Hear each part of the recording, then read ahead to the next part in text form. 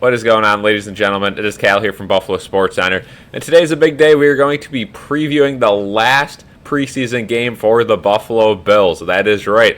Today we're going to be looking at the Week 3 preseason game between the Carolina Panthers and the Buffalo Bills. This one's going to be in Orchard Park, Saturday, August 24th at 1 p.m. So let's get into it. Let's first start talking about the Bills. Now, the Bills finally got a win in the preseason last week, but it was definitely not a pretty one. Let's start with the good news. The defense looked great. Buffalo Joe Andreessen led the team in tackles, and what a story he is. Again, with the Milano injury and a couple more injuries, there's a chance Buffalo Joe makes this roster. And for someone who was a camp invite, I mean, that would be astonishing if he was able to make the 53-man roster and play in a regular season game. Now, it's far from a done deal. Again, there's a lot of guys on this roster that could easily make it over him.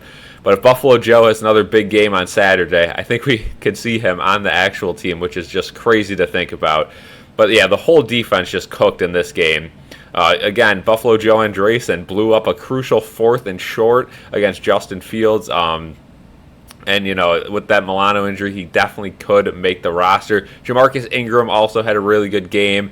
Greg Rousseau, in the beginning of that game, just incredible. Again, he only played a little bit because, again, you don't want to get the starters injured. 2.5 sacks in his quarter and a half out there. So, you know, if those numbers keep going, he's going to have a monster year. And he was just blowing up on that line. Him and Ed Oliver both. Ed Oliver got credit for the other half a sack that's missing from Rousseau. But, yeah, those two look great in the beginning of the game. We'll stick with D-line here. Kingsley Jonathan had a big game as well. Made some big tackles. He had a sack and then a couple close calls at the end there where, you know, he was about maybe a stride away from getting a sack on field. So Kingsley Jonathan, big game. Also great in the special teams. And then the last bit of good news here is Tyler Bass. He looks good so far, right? 3 for 3 in this game. Now, again, all 3 field goals in this game were chip shots, you know, ones you would expect any kicker across the league to make. But the fact he made them all is a good sign. He is still perfect in the preseason. I'd like to see him kick some longer ones Saturday against the Panthers to give him a little bit more of a test, because I know in training camp and in practice, he hasn't been perfect. He's actually struggled a little bit. But in game, still good. That's all we got to talk about with that. Now let's switch over to the offense. Yeah, 9 points. This offense still has not scored a touchdown in the preseason. 2 games, no touchdowns. Kind of crazy. But again, Mitch Trubisky, he was not very good for, you know, that short amount of time he played before he went down with that knee injury. Yeah, I mean, he threw a pick.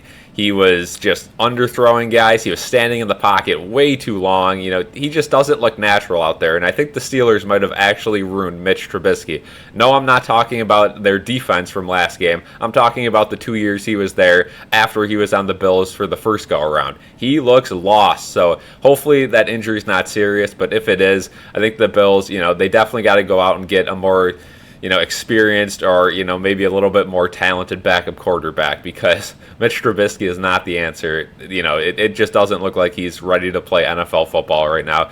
And Ben DiNucci, well, he didn't know the playbook. So, you know, he was basically just a pony back there handing the ball off every play. Threw the ball 5 times, but I got to say the team played a little bit better under him than under Mitch.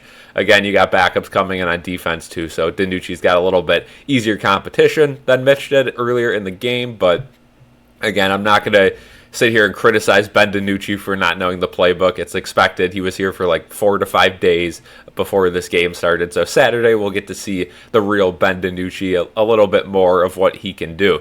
I thought he was able to get out of the pocket a little bit better than Mitch, though. Mitch took way too long deciding. But again, it was a very small sample size.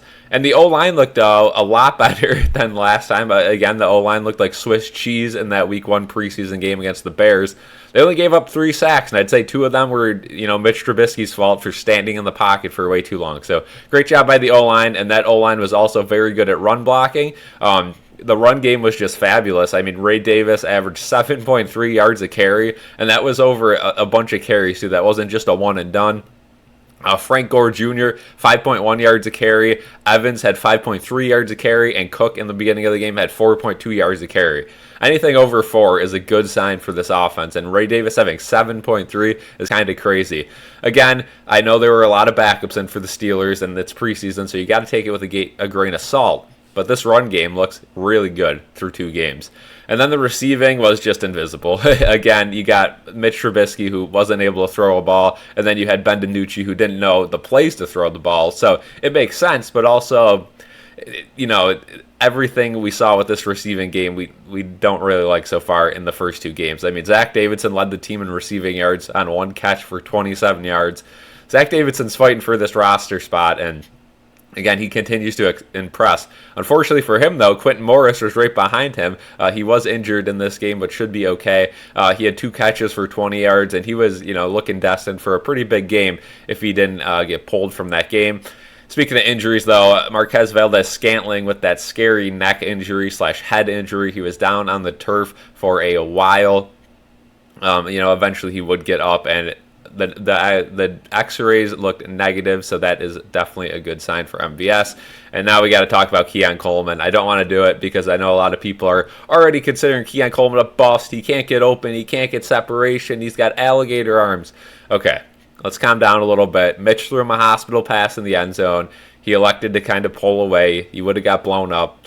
It's a business decision in the preseason. Would I have liked to see him catch that ball? Definitely in the regular season, but in the preseason, I'm okay with it. Guys, let's calm down. Let's give him a couple weeks in the regular season. Heck, let's give him a whole season before we start calling him a bust, please. And, that's going to be it for the Bills. But now let's go to the Panthers real quick. They're looking for their first one in the preseason. 0-2, they lost to the Jets last week, 15-12. Jack Plummer got sacked 5 times, so that's not necessarily good for them. Dylan Johnson had a good game, though. 83 rushing yards and a touchdown. Now, the touchdown did happen with 3 seconds left in the game, to the point where the Panthers had no chance in the game. They ended up going for 2 and missing it, but even if they got that 2-point conversion, it wasn't going to work. Damani Richardson also had a pick, which is great. TJ Smith had a sack, which is also pretty good for them, but he had the only sack on that defense too. So you would like to see a little bit more than 1 sack. I get it. The Panthers probably had a lot of backups in the game, and we'll see a lot of starters in this Week 3 game. Week 3 has now become the old Week 4, right? Or the new Week 4, I should say, where you're going to see the starters for around a half.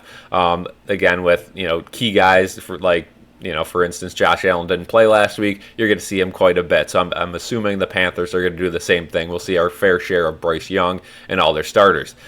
Well, this is post-production Cal here. Sean McDermott just actually announced that the Bills will not be starting the starters in this Week 3 preseason game. So ignore everything I say in this video about, Josh Allen wanting to see new reps with his, new weapons on offense. He only really played a drive, so, maybe he wants to, practice it a little bit more with the first team and the starters. No, that's not going to happen. Sean McDermott said the starters will not be playing. So sorry for that. Post-production Cal here just chiming in. And back to the video.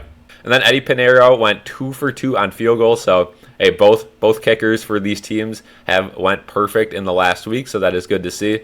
And so that's pretty much going to do it for this preview video. Again, the last one where I just have to sit here and speculate. Next week I will be, 2 weeks from now, because we do have that universal bye week before the regular season starts. But the next time I'll be on here doing a preview video will be for a regular season game. So I'll be actually able to give some stats, and we'll know the starters are going the full game. So thank you guys for watching. Have a good one. Be sure to subscribe, leave a like on this video, and leave a comment saying what you think of this game, who you think you really want to watch for in this game, who's going to have a big game, who do you not really like, who should get cut, all that sort of stuff. Have a good one.